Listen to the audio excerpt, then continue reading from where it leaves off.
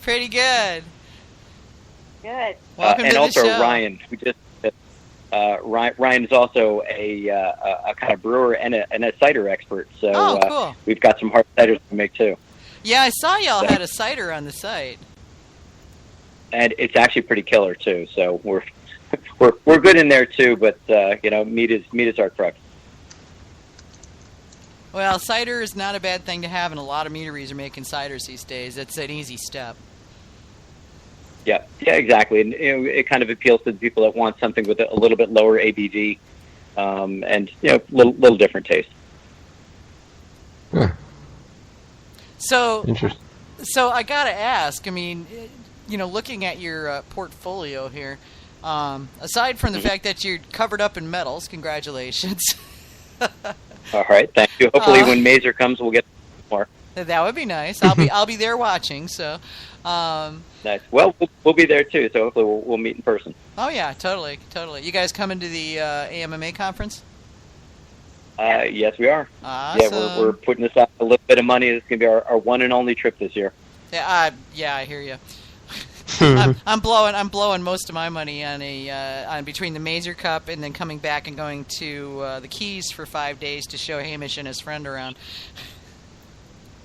You're killing us. Terry and I were at the Keys last year, and for one of our last trips before we started the business, and beautiful, beautiful place. Oh yeah. I've never been there. I've got lots of friends that have been, and everything I've seen looks really awesome. In fact, one of my projects this week is to book all our campsites before they're all booked already. So hopefully I'll be able to find something. Nice. So we can probably give you some recommendations on places to eat and hang out. Oh, cool! I would appreciate that. We did some pretty serious research when we were down there. Oh, nice. Yeah, I'll catch you offline then, because I got no references other than what I'm finding on like Yelp and whatnot. So anything that you can recommend would be great. I'll catch you after the show sometime, maybe later in the week, and That sounds awesome. Yeah, get some recommendations from you, because I'm trying to put together a raft of stuff to do for Hamish and his friend, because coming all the way from Australia, I want to make sure that they kind of get a taste of the U.S. Oh, that's one heck of a taste. Yeah, so that's an awesome idea. Yeah, that was kind of what I was thinking. So they're all up. They're like, "What are we gonna do?" And I'm like, "Well, we could go to the Everglades and ride an airboat." And they're like, "Yes," which I'm totally with that, because I've never been on one either. So I'm like, "Yes." Nice. Yeah, that sounds awesome. Yeah. So yeah, there's a lot going to be happening there. The back channel stuff around here is always ridiculous. There's typing going on. Mead in the Keys. Oh yeah, totally. We'll be taking Mead for sure. I'm going to be raiding the stash and loading up the trailer and stuff. So it'll be good. Very nice. I'm taking him to a gun show. Can't get much more American than that. Yeah. Yep. You're going to take the Australians to a gun show. That should be interesting. I am. I wish I was going to be there for that. I could. That's part of a movie. I can see that being right? out there on the big screen. Hamish and Bruce go to a gun show. He's going to kill me. That's not a gun. This is a gun. Oh, God. Don't think you can get on the plane with that. Yeah. Well, if you put it in checked luggage in a locked case, you can, but not to Australia. Oh, God. Yeah, watching border services, you really have to make sure you check all your everythings before you try to even bring a BB gun. Yeah, you really don't want them. Oh no, David's getting in on the naming the movie Hamish and Bruce's Big Adventure. Yeah, that's what it's gonna be. I'm gonna have to make recordings that I can put up on the shows. Oh Jesus! Oh, I could be really evil. Okay, all right. We're supposed to be having a Mead show now. Stop this jocularity. No more. Yes, of that. we are. It's a darn fun Mead show, though. It is a darn fun Mead show, yeah. It's really funny because when you're setting it up on Spreaker, which is a service we use to do the broadcast, when you go into the show setup page, one of the little buttons that you've got to click or not says, is it or is it not explicit? Because that's required for iTunes, so that they Oh, can. really? Yeah, and since we kind of usually end up cursing on the show at some point or another, and making dirty jokes, and I just go ahead and mark it explicit every week. It's just easier. Probably advertises better that way anyway. Probably, yeah. Cool. So this is going to be on iTunes? Oh yeah. Every show we've ever done is up on iTunes. Just go look up Got Mead Live. Very cool. Yeah, we're on a half a dozen, and Yeah. I'm trying to get us on iHeartRadio. I got to go work on it. It's one of my projects this next couple of months is to get us on iHeartRadio. That's awesome. Yeah. Great. So tell us Very cool. tell us y'all's story. What's what you get how'd you get to here? Well, this started about 5 years ago when Terri and I went on a little bit of a trip up north, and I've got two girls that live in Maine.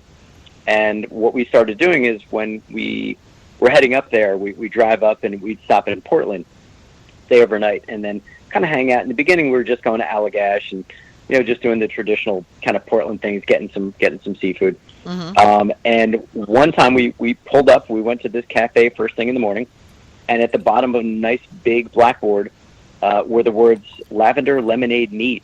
Oh, that stuff's good. And I love that stuff. was kind of surprised, and we asked our waitress. She said, "What is that?" And about a minute later came two little sample glasses. So about a minute after that, we ended up getting full glasses and getting drunk for breakfast. And it was delicious. I mean, it was really, really good stuff. Yeah, it was so horrible. It sounds like you guys wouldn't appreciate that Not at all. No. Oh, no, never. We never do that. No. No. So then we found out by this woman, this waitress, that they came from Maine Mead Works. I was just going to say, it sounds like Maine Mead Works. Yep, about a mile away. So we waited it out until they opened up. Met Ben, took a tour, did a tasting, fell in love, brought a bunch of bottles back to Delaware, drank them up, and then started going looking for more. And the Delaware liquor store had nothing but Chaucers. Of course. Which, as you know, is maybe not the highest quality stuff that we're looking to accomplish. And then we started homebrewing. And it just kind of, by a lot of trial and error, mostly error, we stumbled upon Mead and got to know it, appreciate it, love it, and eventually get to the point where, like, what, I think we should do something with this. So what was the... Did you decide to take the leap into being a professional mead maker just because you were so in love with it and thought there needed to be more of it in your area, or because all your friends were going, dude, you need to go into business? I think it was all the above. Oh, okay. We saw the opportunity, and honestly, I'm hoping that the country catches on that there is more to life than grape wine and beer. And this is an awesome product, and it's been covered up for way too long, and it needs to get out there. It does. And thank you guys for helping it get there. Well, after 22 years of this, it's kind of a habit. Well, that's one heck of a good habit. I'm hoping it's going to hit some kind of critical mass, and people will really finally start appreciating it for what it is, and it'll get a lot more mainstream soon.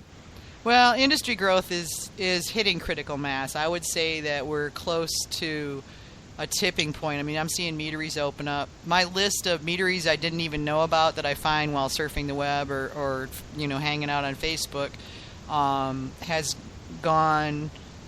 In the last 3 months, I've gotten almost 70 new meaderies. That's not including the overseas ones that Vitaly's been putting up. Wow. That are, like he's just pulling stuff from all over the place. I don't know where he's finding it. But, I've got, I think it's up to like 75 now, and we were approaching 400 meaderies in the official, quote-unquote, meadery list of stuff that I'd already vetted and gotten all the background information on and put on the Got Mead list. Wow. I'm getting a huge thumb up and a giant smile from Terri. That's awesome. I had no idea. Yeah, we're really we know growing fast. Sweet. Yeah. That's beautiful. Well, we're glad to be a part of it. That's awesome. And I think that between you and John Talkington, I think you guys are the only two meaderies in Delaware as yet.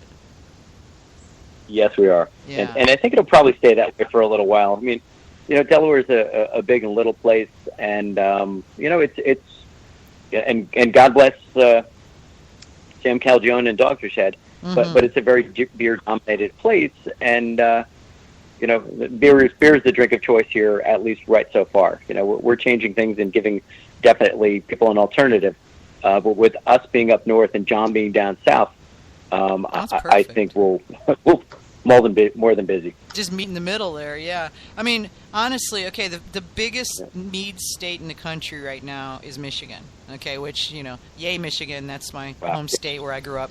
But, yeah, Michigan's got more meaderies than any other state in the country right now, and when I was growing up, and, well, actually until long after I got involved with Mead, Michigan was a beer place, period, end of story, there you go. And, was always going to be a beer place. Now, it's still a beer place, and there's a heck of a lot of really great craft breweries there, but there is a metric butt ton of meaderies, Nice. Well, I definitely see, the East Coast, especially Mid-Atlantic East, being primed for this because there's a lot of people, there's a fair amount of money, and there's people that look for something unique here. Yeah. So we'll see. Well, and you've got a lot of throughput too. You're on the throughput corridor for everything going to the Northeast, and that is a good place to be. Yep, bingo. That's what we're thinking, and that's why we kind of that helped choose our location of where we are right now because we're about 1.5 miles off Route 95. Oh, nice. So, and very easy to get, like 3 turns off Route 95. So very, very easy to get to. Well, that's pretty much the route I go when I go up to visit my sister-in-law in Boston. So awesome. Well, we got to stop for you along the way, and you ever want to hang out and stay with us, you're more than welcome. Cool. I'll definitely keep that in mind. There's definitely a trip to Delaware, and not just as a place to go through on my way to someplace else, but there's definitely a trip to Delaware in my future because if I don't, I'm pretty sure John Talkington will hunt me down and kill me. So. He could, and John could do that. And he could do that, right? That's the thing. John scares me a little bit, so I'm gonna go to Delaware. John scares me a little bit. Yeah, I mean, anybody could pick up a barrel full of mead. Yeah, okay, I'm gonna listen to what that man has to say. Yeah. Nice. Is your meadery? Do you have a tasting room? Is it set up like a brew pub situation, or what? How are you? Yeah. How are you start the business? Okay. We kind of have, I guess, I don't know if you'd call this traditional, but we have a pretty decent size, little over 2,000 square foot tasting room, and then nice. a big ass firewall, and then about another 1,300 feet of production area right behind it. So we've got a nice L-shaped bar. Actually, we got very lucky, and a friend of ours got some Amish barnwood outside of Lancaster that's about 150 years old. Nice. And set up the prettiest bar that you can imagine. The top of this thing is just amazing. So yeah, we've got a nice tasting room, and we do tours too. So we do them, at the next room over. Oh, cool. Nice. Cool. So have to come up and see it. Okay, so I gotta ask, where do you get your ideas? Because you've got some really unique combinations here. Well, I guess just like most other geniuses in the world, you drink a lot, you take some drugs, and then you make them up. And this is why we marked the show explicit. I figured I'd just help you with that process. Yeah, somebody's got to do it, right? Unfortunately, I've got to be 100% honest with you. Terry, I, and Ryan did some work tonight. We came here and we got done with the tank. We're prepping it for flavoring. We're working on a new color. And in addition to that, we're blessed enough to get 3 lovely rye whiskey barrels from some friends. Nice. Down at a distillery called Painted Stave, which is about 20 miles away from us. And we put 3 of our flavors in these 3 barrels. And tonight was our first day to try them. They've been undercover for about 3 weeks, and we just got some silicone bungs from Poland that I've been waiting for. We finally got them in. So it was sampling night tonight, and even though I think between the 3 of us we only consumed maybe 3 ounces of this stuff, it is quite potent. Oh, feeling pretty and good, are we? I'm feeling very nice right now. Oh yeah. Oh my God. I don't know if you've had some good barrel aged Yes. whiskey mead, but it breaks that 13% range, and it's got to be near